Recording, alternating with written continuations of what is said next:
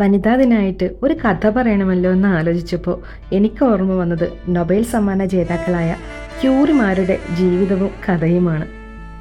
1903 ഭൗതികശാസ്ത്രത്തിന് Nobel സമ്മാനം നേടിയ വിജയഗാഥയ്ക്കപ്പുറം Mary ക്യൂറിയുടെയും Pierre ക്യൂറിയുടെയും രസതന്ത്രം നിറഞ്ഞ ഭൗതികശാസ്ത്ര പ്രണയത്തിൻ്റെ അതിമനോഹര കഥ ഞാൻ എന്നും ഹൃദയത്തിൽ സൂക്ഷിക്കുന്ന ഇൻസ്പിരേഷണൽ ലവ് സ്റ്റോറിയാണ്.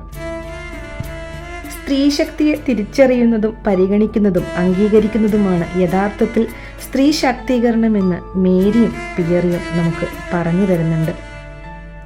പ്രണയം പൈങ്കിളിയാണെന്ന് പറയപ്പെടുമ്പോഴും അതിനുമപ്പുറം പ്രണയത്തിന് ഒരസ്തിത്വമുണ്ട് എന്ന് ലോകത്തിന് കാണിച്ചു തന്ന ക്യൂറിയുടെ സൂപ്പർലാറ്റീവ് പ്രണയകഥ.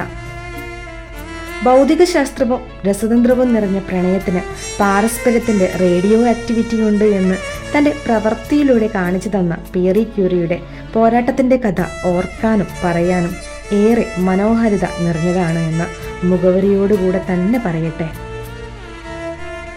1903 പൊളോണിയത്തിൻ്റെയും റേഡിയത്തിൻ്റെയും കണ്ടുപിടുത്തത്തിന് പിയറി ക്യൂറിയെയും ഹെൻറി ബെക്കാറലിനെയും ഭൗതികശാസ്ത്ര നൊബേലിന് French Academy of Science nominate ചെയ്തു.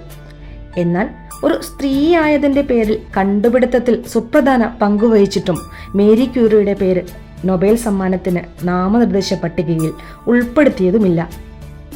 ഇത് ശുദ്ധ അസംബന്ധമാണെന്നും അനീതിയും അന്യായമാണെന്നും കാണിച്ച് പിയറി ക്യൂറി തീരുമാനത്തിനെ ശക്തമായി എതിർക്കുകയും അതിനെതിരെ നിലകൊള്ളുകയും ചെയ്തു.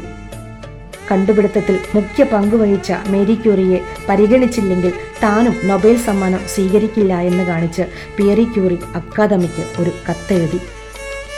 നൊബേൽ സമ്മാനം നേടിയ ആദ്യ വനിത എന്ന പൊൻതൂവൽ മേരി ക്യൂറി എന്ന പ്രഗത്ഭയായ ശാസ്ത്രജ്ഞയുടെ കിരീടത്തിൽ എത്തിയതിന് സ്ത്രീ എന്നതിലുപരി മേരിയുടെ വ്യക്തിത്വത്തിന് പിയറി നൽകിയ അംഗീകാരത്തിൻ്റെയും തിരിച്ചറിവിൻ്റെയും കഥ കൂടെ പറയാനുണ്ട്.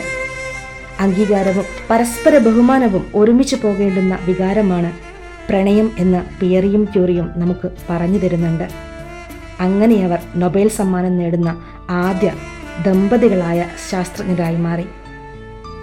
Mary is A hero because Pierre is A hero. ഈ കഥയാവട്ടെ ഇന്നത്തെ വനിതാ ദിന സന്ദേശം. Thank you so much.